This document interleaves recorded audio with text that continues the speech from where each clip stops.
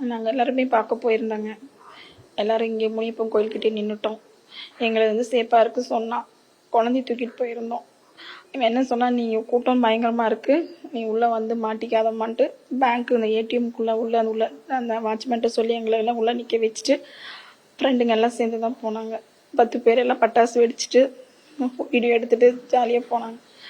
போக போக என்ன சொன்னால், அவர் மேலே நின்று கை காமிச்சிட்டு வராருமா, எங்கே நின்னாலும் தெரிவார், நீ வெளியே வந்துடாதேன்னு சொல்லிட்டு இவங்கெல்லாம் அங்கே அந்த மீட்டிங் நடக்கிற இடத்துக்கிட்ட எல்லாம் ஒன்றா தான் கை பிடிச்சிட்டு போனானுங்க. அங்கேருந்து அவர் கீழே இறங்கிட்டார் போல இருக்கு. அதுக்கப்புறம் ஷெட்டரும் சாத்திக்கிட்டாங்க. அவன் யாரும் பார்க்க முடியலைங்கிறன்னா அந்த கூட்டம் ஃபுல்லாக அங்கே அமுத்திருச்சா என்னாச்சு ஏதாச்சுன்னு தெரியலைங்க. மருமகனோட பர்ஸ் மிஸ் ஆகிடுச்சு அந்த இடத்துல. அவர் நிறைய கார்டெல்லாம் உள்ளே இருந்துச்சுன்னு ஒன்று அவர் என்ன பண்ணார், கார்டு காணாமல் போனால் அந்த டென்ஷனில் நாங்கள் டார்ச் அடிச்சுட்டே, கூட்டம் இங்கே கலைஞ்சிருச்சு, டார்ச் அடிச்சுட்டே அங்கே வரைக்கும் போனோம், அச்சி ஹாஸ்பிட்டல் வரைக்கும். அங்கே போனோன்னு மேலே ஏறவும் இங்கேருந்து நாங்கள் அவரை பார்த்துட்டு அங்கே பார்த்தது வரைக்கும் தான். அதை பார்க்க அவர் மேலே ஏறின அடுத்த செகண்ட் இங்கே நிறைய பேர் மயக்கம் போட்டு விழுந்து ஆஸ்பத்திரிக்குள்ளே கொண்டு வந்தாங்க. அங்கே நின்று நாங்கள் எல்லோரும் பார்த்துட்டு இருந்தோம். ஐயோ குழந்தைங்கள்லாம் இத்தனை உழுகுதே, என்னாச்சுன்னு தெரியல, எப்படி இத்தனை பேருக்கு கொட்டுக்கா மயக்கம் வரும்னு சொல்லி நான் அங்கேருந்து நான் எம்மா பூக்கு பிடிங்கம்மான்ட்டு நான் அவங்கக்கிட்ட பேசிக்கிட்டு தாங்க இருந்தேன். ரொம்ப இதாகவும் எங்கள் பொண்ணுக்கு பதட்டமாயிடுச்சு, அம்மா பயமாக இருக்கு, வாம்மா போகலாம். நான் அந்த நேரத்தில் டக்குன்னு எனக்கு பையன் உள்ளே போனானே என்னாச்சுன்னு தெரியலேன்னு ஃபோன் பண்ணேங்க. ஃபோன் எடுக்கவே இல்லை. கொஞ்சம் நேரம் யாரும் ஃபோனுமே எடுக்கலை, ஒரு 1/2 மணி நேரத்துக்கு. அதுக்கப்புறம் மறுபடியும் ஃபோன் பண்ணேன், ஃப்ரெண்டுக்கெல்லாம் ஃபோன் பண்ணால் பேசுகிறாங்க, புரிய மாட்டேங்குது. அதுக்கப்புறம் திரும்பி ஃபோன் பண்ணேன், அண்ணா அம்மா ரவி என்ன வரலையான்னு கேட்டாங்க. என்னடா சொல்கிறீங்க, எல்லாம் முன்னாதாண்டா போனீங்க, எங்கடா அவன் அப்படின்னு கேட்டதுங்க. அவன் என்ன சொன்னா, அண்ணனை காணுமா, ஃபோன் மிஸ் ஆயிடுச்சு போல இருக்குன்னா. அப்புறம் ஃபோன் பண்ணால் அவன் ஃபோன் கிடச்சிருச்சு, யாரும் எடுத்து வச்சு கொடுத்தாங்கன்னாங்க.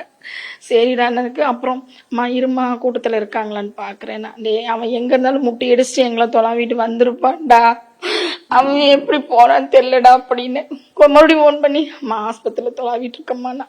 என்னடா சொல்கிறீங்க, ஆஸ்பத்திரி தொலாவிற அளவுக்கு போயிட்டீங்களாடான்னு. கொஞ்ச நேரத்தில் ஃபோன் பண்ணி ஜிஹெச்சில் இருக்காம்மா அப்படின்னா. நான் நல்லா இருக்கான் அப்படின்னாங்க. டே போய் சொல்லாமல் சொல்லுங்கடா அப்படி.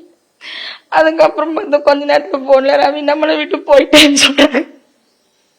நாங்க போனேன், பையன் கிடக்குறான்.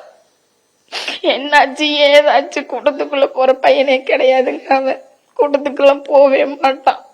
ஃப்ரெண்டுகளோட போனது தாங்க, கையை பிடிச்சிட்டு தான் போனானுங்க. சந்தோஷமா ஆடி பாடிட்டு எல்லாம் இந்த முனிப்பன் கோயில்கிட்டே தாங்க நாட்டத்தை பார்த்துட்டு நின்றுட்டு இருந்தோம். எல்லாரும் அங்கதான் நின்னோம். அங்க போன என் பையன் இப்படி கிடக்குறான், என்ன பண்ணுவேன்னு தெரியலைங்க. ஒரு பையன் தாங்க எனக்கு கஷ்டப்பட்டு வளர்த்தோம். அவங்க அப்பா இறந்து 10 வருஷம் ஆயிடுச்சுங்க. 10 வருஷமா இப்பதாங்க படிச்சு முடிச்சுட்டு பாதியிலே படிப்பு நிறுத்திட்டான். அப்பா இறந்த உடனே வருமானம் இல்லை, நானும் வேலைக்கு போனது இல்லை. இப்போ தங்கச்சி படிக்கணும் அப்படின்னு படிக்க நிறுத்திட்டு 5000 ரூபா சம்பளத்துக்கு வேலைக்கு போனான். அதுக்கப்புறம் நான் படிக்கிறேம்மா, கொஞ்சம் நகை இருந்துச்சு, அதை விற்று நான் என் பையனை பிடெக் முடிக்க வச்சேன். பிடெக் படிச்சு இப்பதாங்க சொந்தமா வேலை எடுத்து 2 பில்டிங் எடுத்து செஞ்சான். அதுக்குள்ள ஆண்டவனுக்கு பிடிக்கலையா யாரும் பிடிக்கல, பையன் போய் சேர்ந்துட்டான். எங்க என்ன பண்ணணும்னு எங்களுக்கு தெரியல.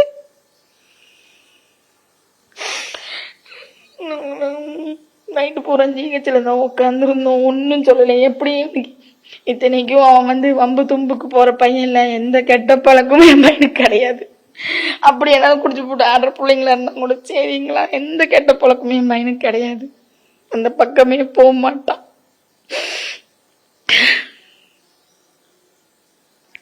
ரவி ரவி ரவி ரவி ரவின்னு இத்தனை பேத்த சம்பாரிச்சு வச்சுட்டு போவான்னு நாங்க தெரியவே இல்லை. எனக்கு இன்னைக்கு இதை தெரியுது, இத்தனை பேத்த சம்பாரிச்சு வச்சிருக்கியாடா அப்படின்னு.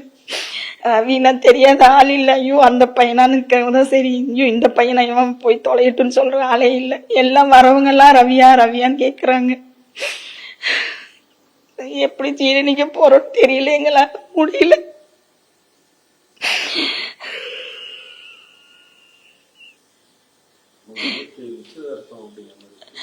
ஆமாங்க, உங்க பொண்ணு பார்க்க போறதுங்க 11 மணிக்கு.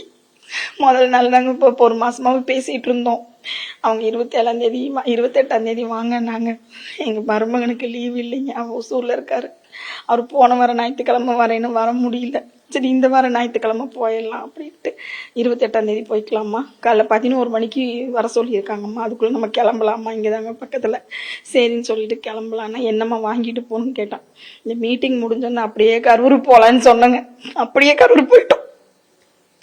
இப்போ எல்லாம் வாங்கிட்டு போகலாம் அப்படி என்னென்ன வாங்கணும்னு சொல்லி எல்லாம் வாங்கிட்டு போயிடலாமா, 2 காரில் போகலாமா, பசங்கள்லாம் ஒரு காரு, நீங்கள்லாம் ஒரு காரில் வான்னு சொன்னாங்களே, என்ன கூட்டிகிட்டு போகிறேன்னா இப்படி கல்யாணம் பண்ணணும், அப்படி கல்யாணம் பண்ணணும், அந்த மண்டபத்தில் பண்ணணும், இந்த மண்டபத்தில் பண்ணணும், உனக்கு என்ன வேணாலும் வாங்கிக்கம்மா, நான் வாங்கி தரேன்னு சொன்னாங்க.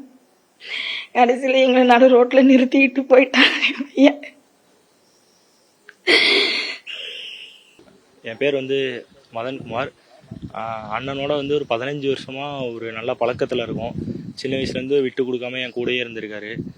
கடைசி நொடி வரைக்கும் என் கையை பிடிச்சிட்டு தான் இருந்தார். நாங்கள் 4 பேர் ஒன்றா தான் இருந்தோம். 30 பேர் போன இடத்துல 4 பேர் மட்டும் தான் ஒன்றா இருந்தோம். 25 பேர் சம்திங் எல்லாமே வந்து முனிப்பொங்கலில் எல்லாமே கிளம்பி போயிட்டாங்க. எல்லாம் நடந்துச்சுன்னா அந்த இடத்துல ஃபஸ்ட்டு எல்லாம் முனிப்பொங்கலேருந்து வண்டி போகிறப்ப வண்டிக்கு கூடயே போகலாம் அப்படின்னு சொல்லிட்டு போனது தப்பு தான். ஃபர்ஸ்ட் ஆஃப் ஆல் அது பெரிய தப்பு. போயிட்டு ஒரு ரசிகனாக பார்க்கலான்னு சொல்லிட்டு போனது தான். போய் பார்த்த இடத்துல போலீஸ் திடீர்னு லத்தி சார்ஜ் பண்ணிட்டாங்க. லத்தி சார்ஜ் பண்ணப்போ என் கையை விட்டு பிரிஞ்சு போனவர் தான் அப்படியே போயிட்டாங்க. அந்த இடத்துல வந்து ஜென்ரேட்டர் பக்கத்தில் இருந்திருக்கு. அந்த இடத்துல ஏற்கனவே 10 பேர் வந்து இறந்துட்டாங்க. இறந்த இடத்துல வந்து சொல்கிறாங்க 10 பேர் இறந்துட்டாங்க அப்படின்னு சொல்கிறப்ப நான் எல்லாத்துக்கும் ஃபோன் பண்ணலான்னு சொல்லிட்டு ஃபோன் பண்ணி பார்க்குறப்ப இவர் ஃபோன் எடுக்கவே இல்லை. அந்த இடத்துல ஃபோன் எடுக்கல. சரி அண்ணன் எப்படி இருந்தாலும் வந்துடுவார் வீட்டுக்கு, எல்லாமே தெரிஞ்சவர், இந்த மாதிரி விஷயத்துக்கு போகவே மாட்டார். ஃபஸ்ட்டு இந்த மாதிரி மீட்டிங் எந்த அரசியல் எந்த இதுக்குமே போக மாட்டார். ஃபஸ்ட் தடவை ஒரு ரசிகனாக போய் பார்க்குறக்காக போய் இந்த மாதிரி நடந்துருச்சு. ஃபோன் பண்ணி பார்க்குறோம், வீட்டிலேருந்து கூப்பிட்றாங்க, யாரும் ஃபோனும் எடுக்கவே இல்லை. கடைசியாக ஒரு போலீஸ் வந்து ஒரு லேடிகிட்ட வந்து மொபைல் கொடுத்துருக்காங்க. அவங்க வந்து நான் தான் ஃபோன் பண்ணுறேன், அட்டன் பண்ணுறாங்க. இந்த மாதிரி ஃபோன் கீழே கிடந்திருக்குப்பா, வந்து வாங்கிக்கோங்கன்னு சொன்னாங்க. ஆம்புலன்ஸில் போனாங்க, விஷயத்த சொல்லலை. இது மாதிரி கீழே கிடந்துச்சுன்னா நாங்கள் எங்கேயோ போயிருப்பார், வந்துடுவார் அப்படின்னு நினச்சி வாங்கிட்டு இது பண்ணுறப்ப அப்புறம் எதுக்கும் நீங்கள் போய் பாருங்கள், ஒவ்வொரு ஹாஸ்பிட்டலாக பாருங்கள் அப்படின்னு சொல்லிட்டு ஒரு அண்ணன் வந்து அங்கே இருக்கவர் சொல்கிறாரு. நாங்கள் போய் ஹாஸ்பிட்டல் எல்லாமே பார்த்து கடைசியாக ஜிஹெச்சில் தான் இது பண்ணுறாங்கன்னு சொன்னால ஜிஹெச்சில் 6 மாடி ஏறி இறங்கி பார்த்ததுக்கப்புறம் கடைசியாக வந்து மார்ச்சரியில் தான் அண்ணனை பார்த்தோம். தாங்க முடியாத ஒரு இழப்பு. எங்கள் குடும்பத்தை மட்டும் எங்கள் ஃப்ரெண்ட்ஸை மட்டும் நான் சொல்ல விரும்பலை. எல்லா இடத்துலேருந்து வந்து இறந்தவங்க இருக்காங்க. கரூரோட பிளாக் டேவாக மாறிடுச்சு. ஆனால் இப்போ தான் ஒரு ஃபேமிலியில் கொஞ்சம் ஒரு ஸ்டாண்டர்டாக செட்டில் ஆனார். ஒரு 3 பில்டிங் இன்ஜினியராக எடுத்து பண்ணுறாரு. அது இது பண்ணிட்டு தான் விடிஞ்சிருந்தால் அவருக்கு நிச்சயதார்த்தம்.